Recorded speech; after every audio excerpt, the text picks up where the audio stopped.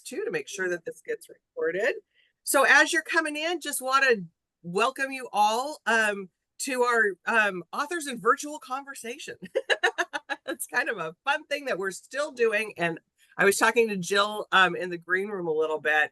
I still thoroughly enjoy doing these. It's so fun to be able to bring either a new author to you that maybe you haven't heard of, or one of your favorites from, past books and books and books.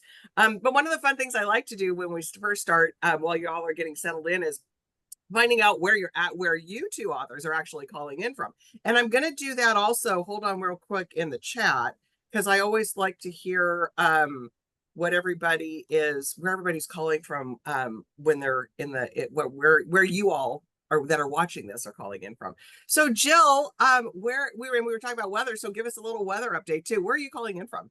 I'm in London and it's really lovely today. It's probably about the same as you. It's about 75 degrees and light breeze and blue sky. Yeah, perfect. Amazing. Perfect. I love it.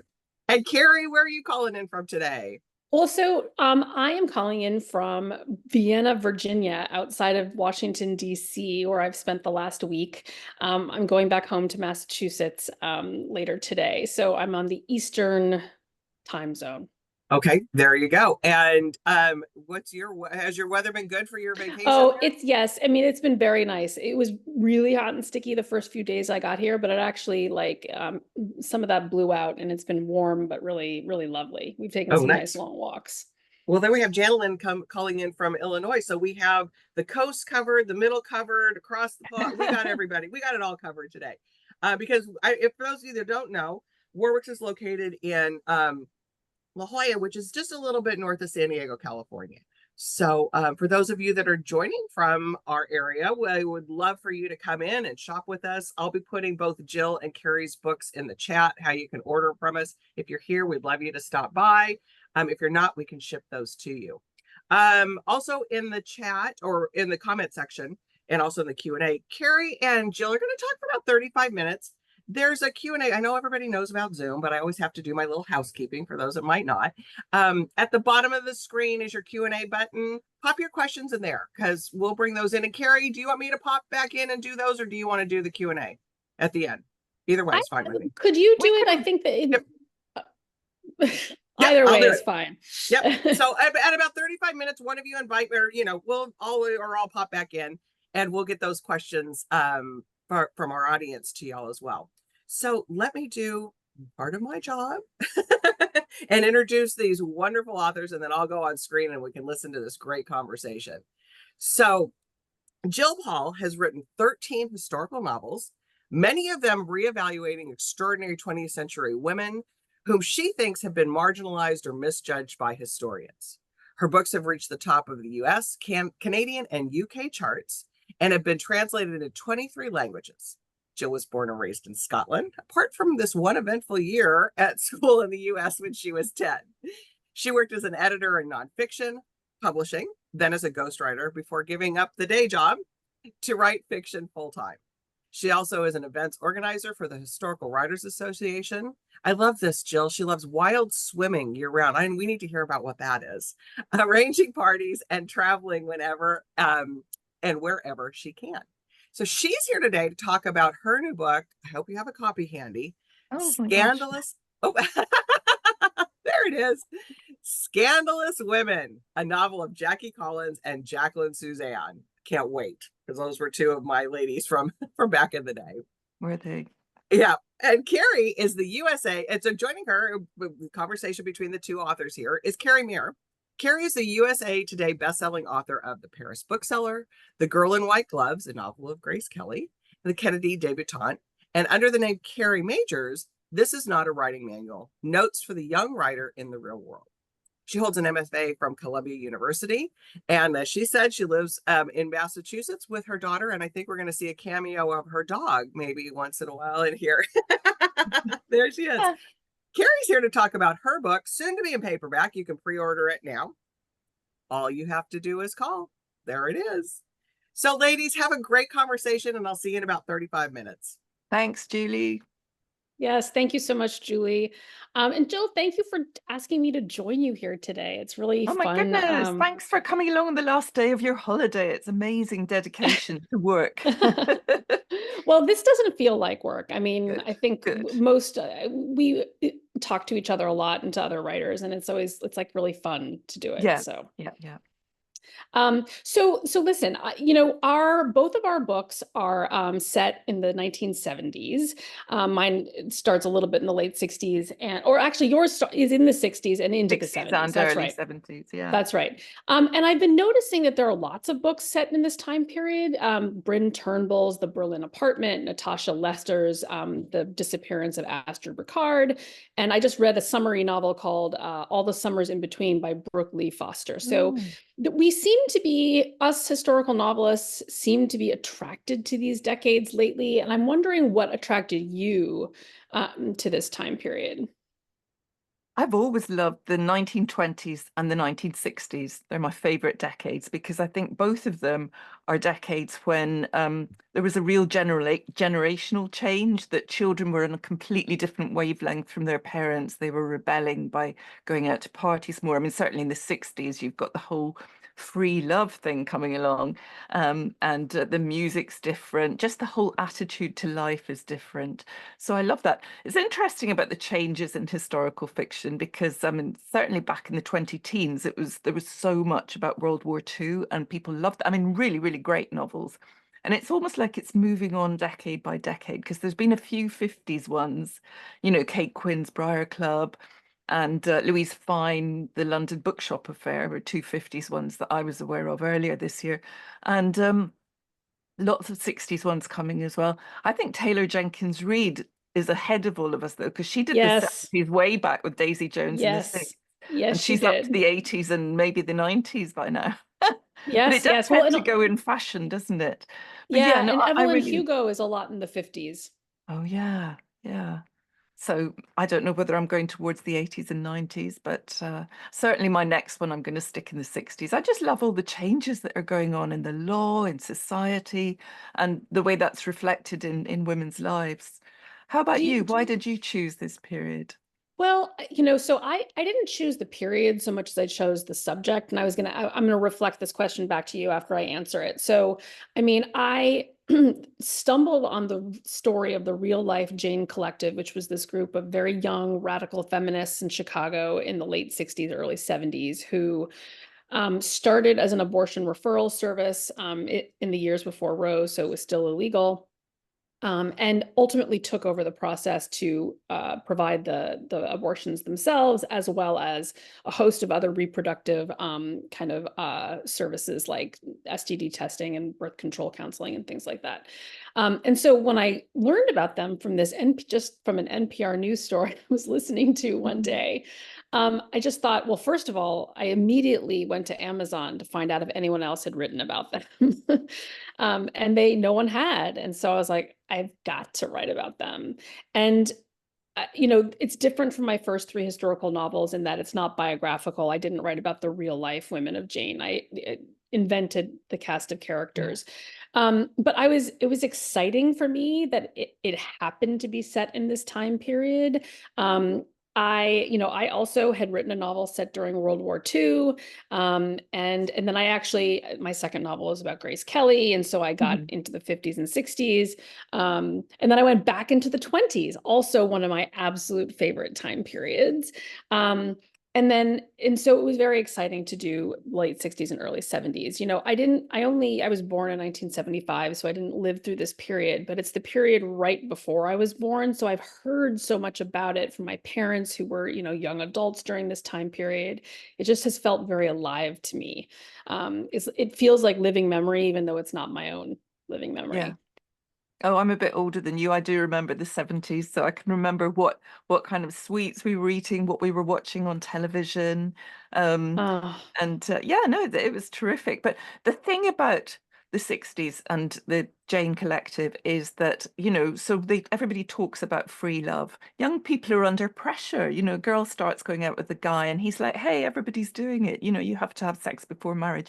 But you couldn't get contraception unless you were married, you know. no. So what's going on here? And then obviously the inevitable happens, and then you can't get an abortion. You just have a whole generation growing up of single mothers. It's just crazy. Yeah, I know. And it really was, I mean, unfortunately, we were sort of moving backward in that direction now. Um, I think we're going to talk a little bit more about that later, but I want to ask you one other question about sort of like the 60s and the subjects. Like, so as I was reading Scandalous Women, which is about Jacqueline Suzanne and Jackie Collins, these two like mega um, literary figures from this time period who wrote these like at the time scandalous, sexy novels. And I'm wondering how you found like to say you found out about them is sort of ridiculous. We all know who they are.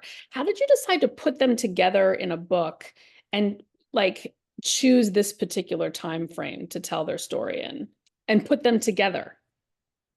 It happened bit by bit. In fact, it was a reader that messaged me on Instagram, and she said one of my books was her second favorite in the world. I'm like, okay, what's your favorite? And she said Valley of the Dolls. And I realized I'd never actually read it. So I went back and read it, and I had a vague memory that Jacqueline Suzanne had a very interesting backstory, as she does. And so I started thinking, now all my book subjects, I have to make them work in the US and the UK. So I'm trying to find transatlantic subjects. And I've always been a huge fan of Jackie Collins, going way back when my dad used to read Jackie Collins novels on holiday, and I would sneak them and flick through looking for the naughty bits. In fact, it's said that there's a whole generation of school children that got their sex education from Jackie Collins, which she would be very proud of. So yeah, no, I was really interested in both of them. They both had an interesting and difficult story behind them, which is key ingredient for me. It's all very well if there's, an interesting woman who's just been a great politician and there's no scandal there. It's not going to make so much of a good story for me.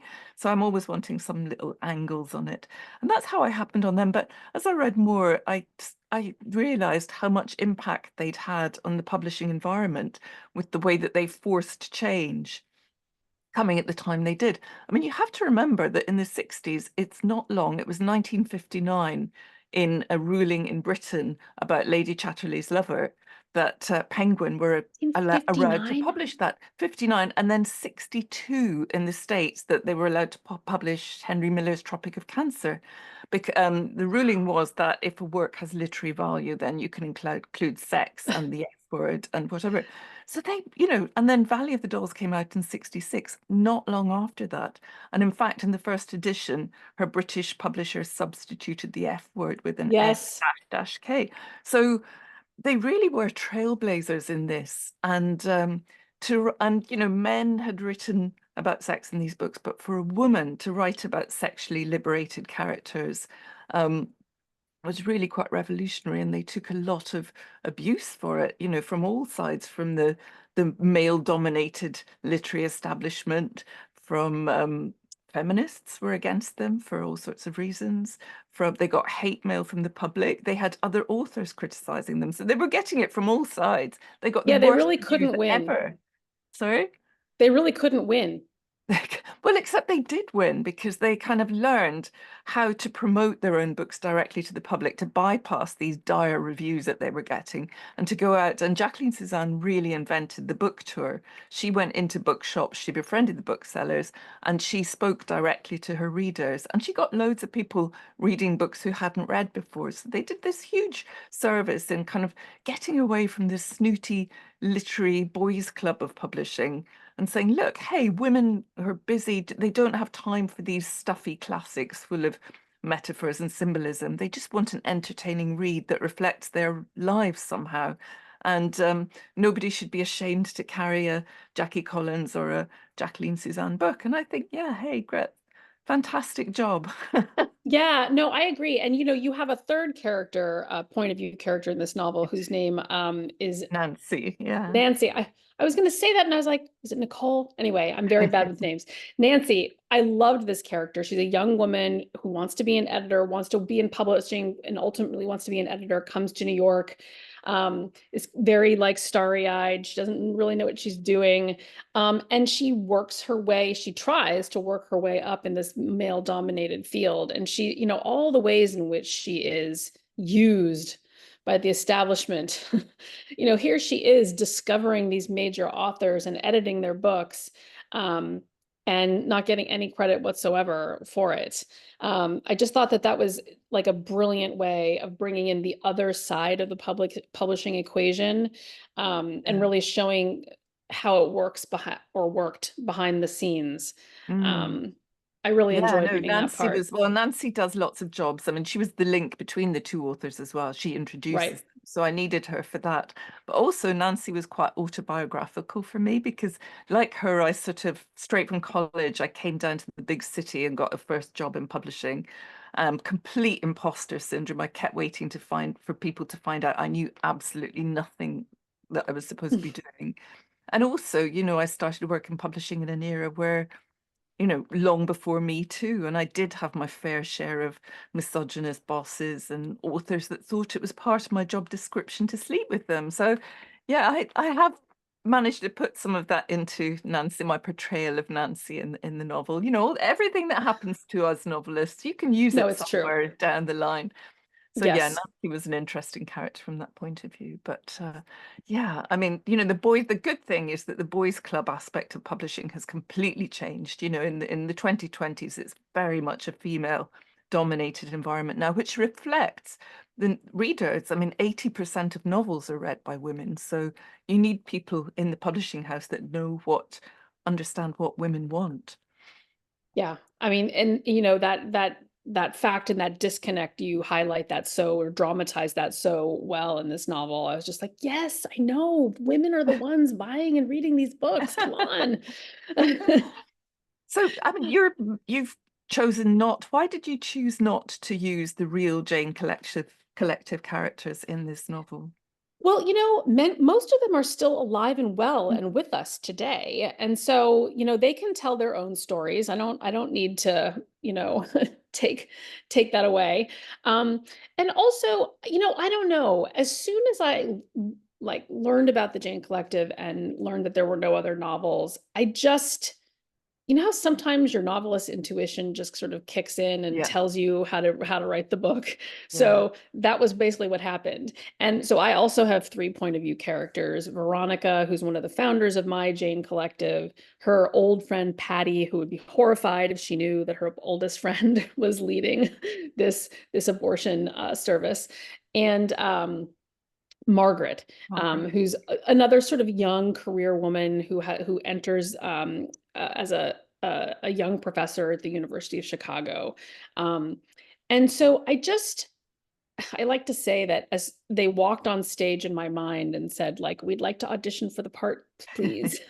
And they just immediately told me what their stories were, and I could see how they were interconnected. This novel had many, many drafts to it, so it's not like I knew everything right from the beginning. I didn't. I had to figure a lot of it out. But basically, I knew that those were going to be my 3 narrators from the get-go. And so then the task before me was to figure out all the ways in which they intersected and their stories would tell an interesting, compelling novel. I know you always do a lot of research, masses of research for your novels. Is there a lot of information about the Jane Collective? Have many of them written memoirs, or how did you Yeah, go so there about are 2 really excellent nonfiction accounts. One is by a woman named Laura Kaplan, who was one of the members of Jane. I like to think about Jane as like a series. This is in the book somewhere, like a series of concentric circles, right? And so there were lots and lots of women who were involved with the organization on some level. But there was this like inner circle of the women who were actually ultimately like providing the abortions, right? And then there was like this like larger circle of women who were driving the women to and from the locations, and buying the supplies and washing the sheets and doing those kinds of things. And then there was this like larger, like sort of larger, more amorphous, kind of feminist activist group around them who were doing all kinds of other things, around them. Um, So Laura, I think, was in one of like the middle circles. She wasn't one of the women at the core. But she certainly knew everything that was going on. And she, as part of her research for the nonfiction book, she went and talked to people, women who were involved with Jane, both women who went to Jane for their abortions and the women who were providing it, and other women who were involved in other ways. So there was an oral history quality to that nonfiction account that I really appreciated. And then there was another novel that sort of, I'm sorry, a book that sort of was a memoir novel, almost hybrid, by a woman named Judith Arcana, which is called Hello, This is Jane. And that was also very interesting because she was one of the inner circle. And so she really had these kind of eyewitness accounts of and memories of conversations and stuff. And so that was a book that was interesting in a different way. No footnotes or, things like that in that book. Whereas like Laura's book reads like sort of more typical nonfiction with the footnotes and the bibliography and everything at the end. But then, in terms of other research that I did, I mean, I have a friend who's a midwife who I talked to a I was lot. going to ask about that. Yeah. About actually, we had a couple of conversations that were just peeing our pants funny about like cervixes and like so there was that. And also the novel is set in Chicago, where I had never been. Oh. So I think Renee Rosen, another a sister of historical fiction. She lives in Chicago. So I went and stayed with her for a few days and toured around the city. And as much as possible, I like to do kind of boots on the ground. I'm going to call it research. Because when I go to the place where the book is set, whether it's Chicago or Paris or Monaco, in the case of Grace Kelly, I really come up with certain scenes and things that I wouldn't have done otherwise. Did you get to travel for Scandalous Women? Not for this one, because it's Manhattan and London, and LA, which I kind of knew already. It's a shame. I need to come up for the next novel with a scene somewhere that I can travel. I mean, I had great fun. I have in the past, when I did Jackie and Maria, about Jackie Kennedy and Maria Callas's rivalry over Onassis. I loved had that. to go and see Onassis's private island of Scorpios, and I swam off it, and I actually swam onto Jackie Kennedy's beach, even though it's private and you're not supposed to. I mean, obviously that's vital part of an author's work. It is 100% vital research. Yes. Yes. I always put this word research in quotes when I'm talking about that, because I'm not like going to an archive in the location and like reading a lot of anything. You just I'm not had a doing fun that. week with Renee doing your. I'm soaking it up. But I really had to like walk around the neighborhood around the University of Chicago so I could write about it with some authority. Like it's a very specific place in the city. And I was not prepared for how enormous Chicago is going to be. So I really had to focus. I was only there for 3 days. So you didn't meet any of these women that had worked in Jane? So I tried to talk to Laura. I read her book and, I had this like list of questions, and my agent reached out to her agent. My people talked to her people, and she wasn't allowed to talk to me because she wasn't allowed to consult on another creative project. And I looked it up. Her book had been optioned for a film. So she couldn't talk to me. I did wind up talking to one woman who was on one of those sort of outer circles. And so that was really interesting. Yeah. But in addition to the 2 books that I mentioned, there's a lot of online material of like eyewitness, of like sort of oral histories and like mini memoirs. So I read a lot of that kind of stuff that's online. I wonder what they all think now, after all the work that they put into, helping women in that era and campaigning to get the rights, reproductive rights. The fact that the Supreme Court has overturned Roe versus Wade must feel really devastating for all the women that worked so hard back in the 70s. Yeah, I mean, yes. There's really, we could talk about that, but that's not, it's sad. I think it's very the great news for your is book. It is. And, the good news is there is like so much energy surrounding Kamala Harris right now that I think that, the tide is really, it looks to be really changing, and like people who weren't willing to kind of come out of the woodwork and Yeah. explain what their political affiliations are this Yeah. time. Um, Well, so I do hope so. But, I do think it's important to write about these eras, to point out perhaps to, people younger than me, what it was like to live with the kind of everyday sexism in the 60s and 70s. It was just accepted. For example, did you know that married women couldn't get a bank loan until 1988 without their husband's signature on the form? Things like that. Do you know the kind of here it just, was the 1974. You couldn't get a credit card on yeah. your own without a man's signature until 1974. It's just, all the little things, the little legal things. And there's a lot of evidence around of backsliding on women's rights. I mean, there's a lot of male influencers online who really believe, our place is in the home and having babies and keeping the house clean. And that's why it's so important to point out to younger readers, this is what it was like. This is the reality, So I'm not here to lecture, and I hope my book is just a fun read, but that's part of it, just to demonstrate what that era was like for women and how their choices were limited. Yeah, I completely agree. And, I don't think either of our books read like issue books. They read like, they're very character driven, and in the case of both of our books, it's three point of view characters that get braided together. And yeah, the goal always is to write like an interesting, novel that people want to turn the pages and see what happens. But and we are trying to portray a time that is different from ours, but resonates. Yeah. Yeah, with ours. I think one of the challenges for me in writing this book was there are two marriages, longstanding marriages, Patty's marriage and Veronica's marriage. And, these are couples that got together like in the early 60s. All right. So, and they've had children together and everything. And here we are sort of in 1971. And I wanted those marriages to feel authentic to the time, Yeah. but also satisfying to 21st century readers. And so that took a few drafts and some comments from beta readers and, things like that to sort of like get that balance right. Because do you find that to be true? Not necessarily in the marriage relationships, but like when you want to create a character who is maybe a little ahead of their time, but not anachronistic. It's a tough thing to Yes, do. it is a balance. And also in multi-character books, you're trying to make them all quite distinct so that readers Yes. don't have to flick back and go, oh, hang on, who was that one there? And you've achieved that brilliantly. Veronica's the standout character for me. She's just so tough and amazingly, can achieve things, but she's got her heart on her sleeve as well. She really cares about what she's doing. Yeah. So, but were you consciously making them all quite different? Yes, I was definitely,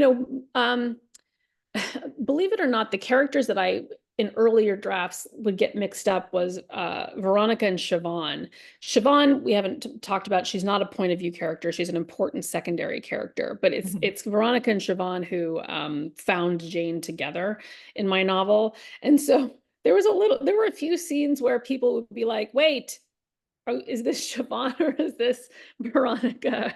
But I sort of mentioned at the very beginning that Patty would be horrified to know that her oldest friend is running this abortion service. Yeah. So it was easy to make them distinct, right? Margaret came a long way from the first draft. I always knew that I wanted her to be a kind of, career-oriented young woman. But I wasn't quite sure how that was going to play out. And I wasn't quite sure to what extent she was going to be involved with the Jane collective. That really evolved between the drafts. So how many readers and how many drafts did you do? And were they big changes then? Yeah, so I lost count. There were at least 5 or 6 drafts from start to publication. And I had people, I had like between 2 and even 5 people reading each draft. A couple of people read more than one draft. My editor probably read the 3rd-ish draft, and she had some comments for me that I needed to go back and address.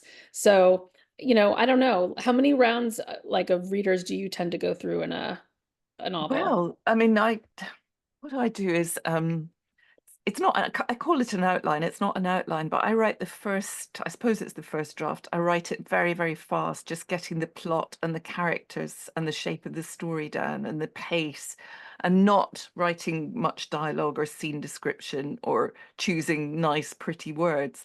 I just want to feel what the story is before I go back to line one, page one, and start writing it nicely.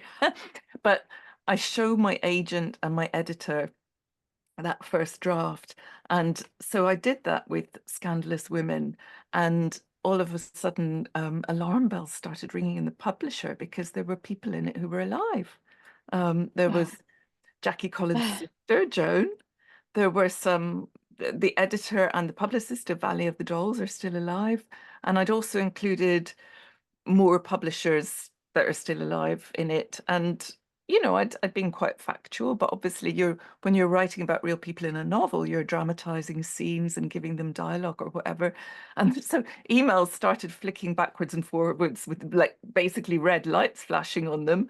And then I got an email from my editor. She's saying, have you considered any other ideas? How about this other one that was on your list? And I'm like, no, no, no, this is the book I want to write. It was, real panic stations.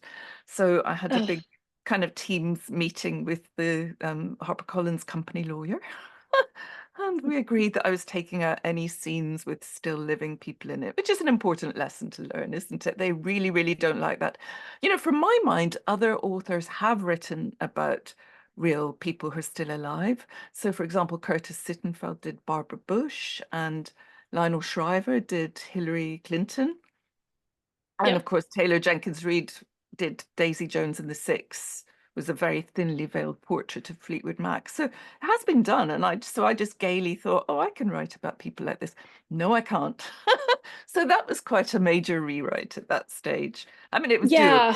because, my two main characters, Jacqueline Suzanne and Jackie Collins, are both dead. And I just had to skirt around anybody else. I've had to do that with previous novels also. So with the Kennedy debutante, which is about the core Kennedy, original kind of Yeah. Kennedy family of 9 children, part of my research was to go to the Kennedy library.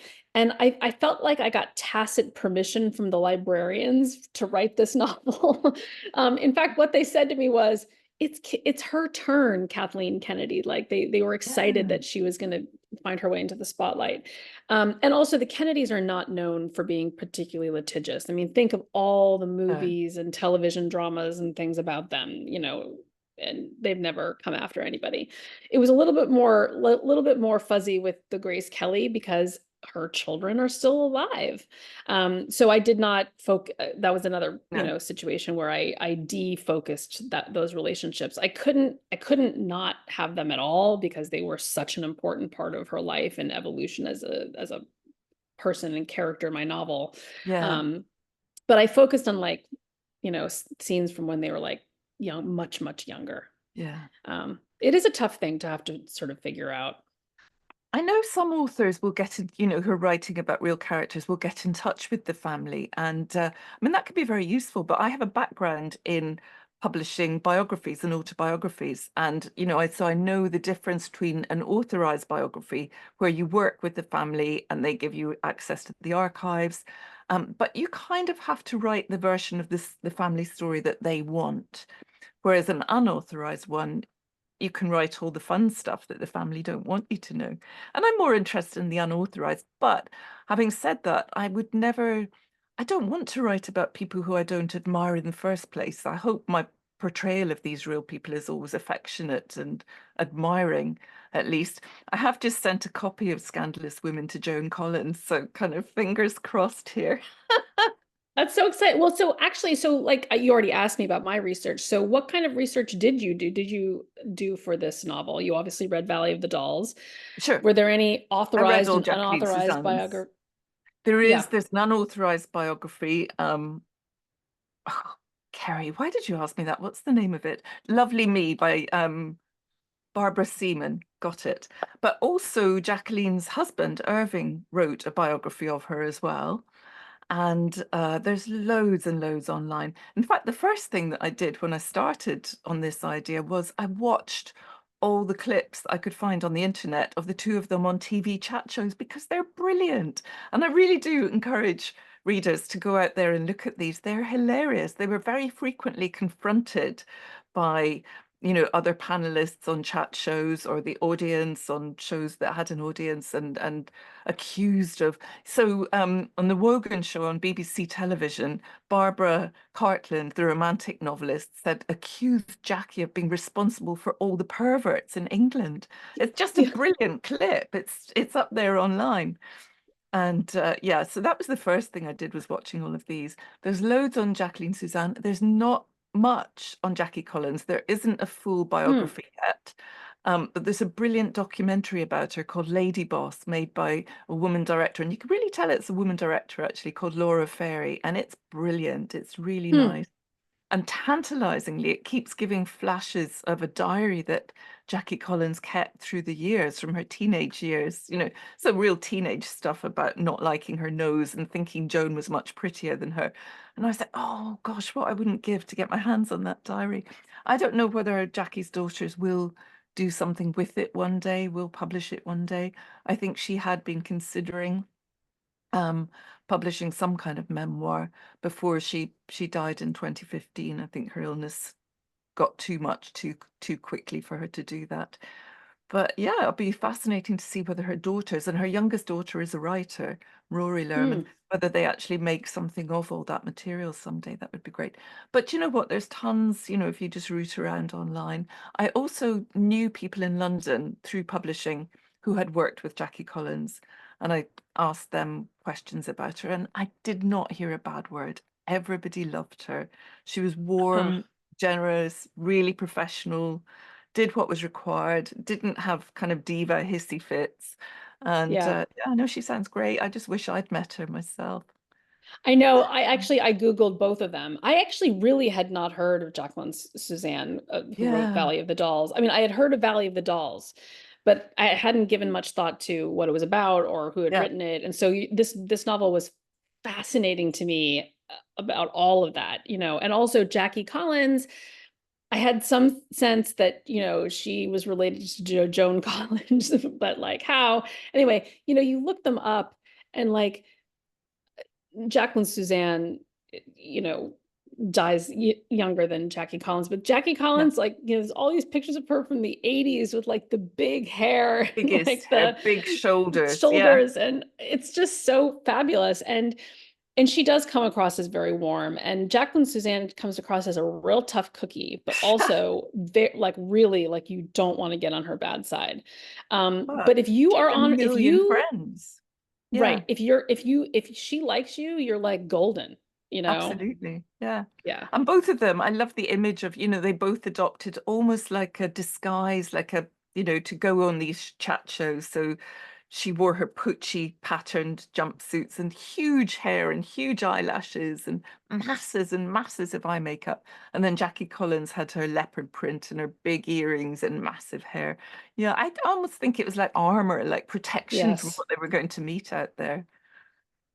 Yes. Definitely. Well, their responses, I mean, I couldn't believe like Johnny Carson would just like whip out the like negative reviews and read them to Yeah, them, read them to yeah, Jacqueline Suzanne, and like they were friends off stage. I'm like, why are you yeah. doing this? I know. But she was very good at responding. She did come back. She had a big confrontation with a critic called John Simon on air, and I couldn't really write all of that, but he was just accusing her of, having, oh, with your false teeth and your false boobs and your false hair, and it got so personal so quickly.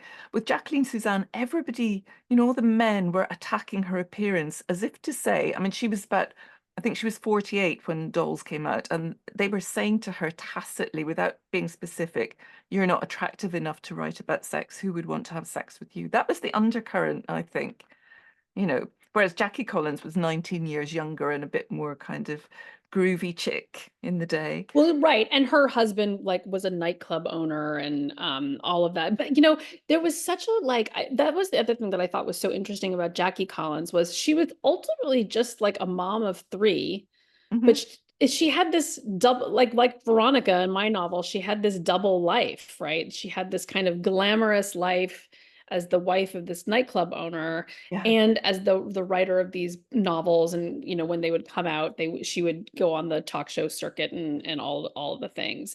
But most of her life was getting the kids to school and writing the books while they were at school, which I really related to, because Yes, of that's the life. I course. mean, I do not That's your have, life. well, right, I don't have the glamorous part, but I have the Oh, the like getting, no well, glamorous bits at all. well, this, I mean, going on any book tour feels glamorous on some Yeah. level. It's just like, you get to really feel like a writer, and but I'm not on Johnny Carson, you know. No, no, no, not yet. You never know. You never know. You Oh, never well, know. not Johnny Exactly. Carson, but something But no, else. I know. I Oprah. know. The Yeah. equivalent. The equivalent. Reese Witherspoon one day. Oh, wouldn't that be lovely? Kerri, tell Um, us about your next novel. You're going to stick in the 1960s, I heard. yes. So I am going, my next novel that I'm going to hand into my editor in a matter of weeks is, it's tentatively titled Summer of Love, named for the 1967 Summer of Love, in San Francisco. And it's a dual timeline, 1960s and 2010s. So it's been really fun to write a contemporary storyline. And it's a family secrets novel. It's about, in the contemporary storyline, a woman named Dawn goes looking for her aunt, who she believed died in the counterculture revolution of the 60s. And so, but turns out she's not actually dead. That's not a spoiler. You find that out very Oh, quickly. okay. Anyway, so that's what my novel's about. What are you working on? I'm working on another 60s novel, and I'm not quite ready to introduce the subject, to announce the subject yet, but it's early 60s. It's got 4 women characters. I do like doing multi-character novels because it helps with the pace, doesn't it? When you can switch from one story to the other. It does. It And, does. I've done that before in Manhattan Girls, and I had 4 girls in that. You always need to, or you can do that with dual timelines as well. You can switch back and forth and keep it pacey. Yes, exactly. Are you doing another sort of transcontinental stories where Yes. we have American and British? Yeah. Yes. I do Yeah. love They that about your travel back and books. forth. Hi, Julie. Hi. Hello, what a great conversation. You actually answered one of our audience Oh, members' questions about what you both are working on next. So that's ah, awesome. So we got that question taken care of. But as I was listening, in my mind, I was asking, and I was distracted for a minute. So if you already answered this, please let me know. But Jill, okay, so you talked about how you had to take some things out because of people that were alive and you had to change some things. But was there anything that was too scandalous that you couldn't put into the book that you wish you could have? too scandalous. Uh, I couldn't obviously put in anything about Jackie's relationship with her sister Joan. That had to go. Um, I'm not saying that's scandalous. I'm not saying anything at all because, lawyers might be listening. Right, right. You I'll never tell you know. one decision I did make very early on, not for legal reasons, but Jacqueline Suzanne had a son with severe autism. He was diagnosed as a toddler. And then in those days, it was called Kanner's syndrome. And she tried to look after himself, but gave up and had to put him in an institution. Now, I haven't been able to find out, but I suspect he could still be alive and still living in an institution to this day.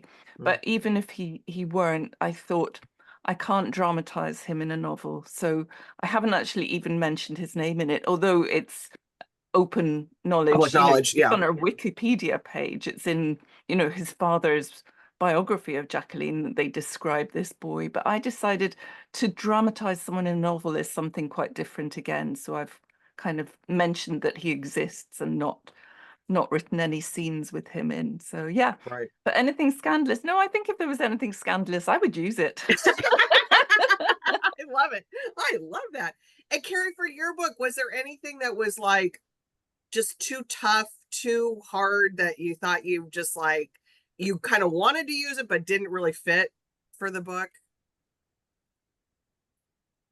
No, I mean, I zoom in as close as I wanted to get. Okay. And I think also one thing I knew about this book from the beginning was that it was really a book about the providers of abortions and other kinds of reproductive health services. It was much less. There is an important character who gets an abortion, Mhm. but it's really the focus is on the women doing the work. And so that was different from other kinds of like sort of reproductive justice stories that I had heard, like real and imagined sort of over the course of my life. So yeah, no, I didn't feel like there was any place I really couldn't go with this, which was fortunate, you Right. know. Right. Because I Um, mean, because they're both, it's a touchstone topic that is, sometimes it can be like, okay, how far do you go? well, I will say this about the subject. I the subject this novel had quite a journey through the system. I got the idea for it way back in 2018, and at the time I was like, the Kennedy debutante was about to come out, right? And I was writing about Grace Kelly, so I sort of kept it to myself. When it was time for me to pitch new ideas to my editor, my agent pitched two ideas to them. One was the Paris bookseller, and the other one was this book I was calling the Jane novel.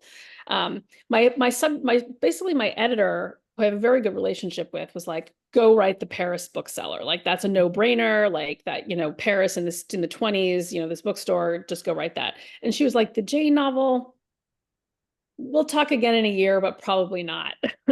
um, and so, but then like the world really started changing. The pandemic hit, and people's feminism was really starting to come out for various reasons.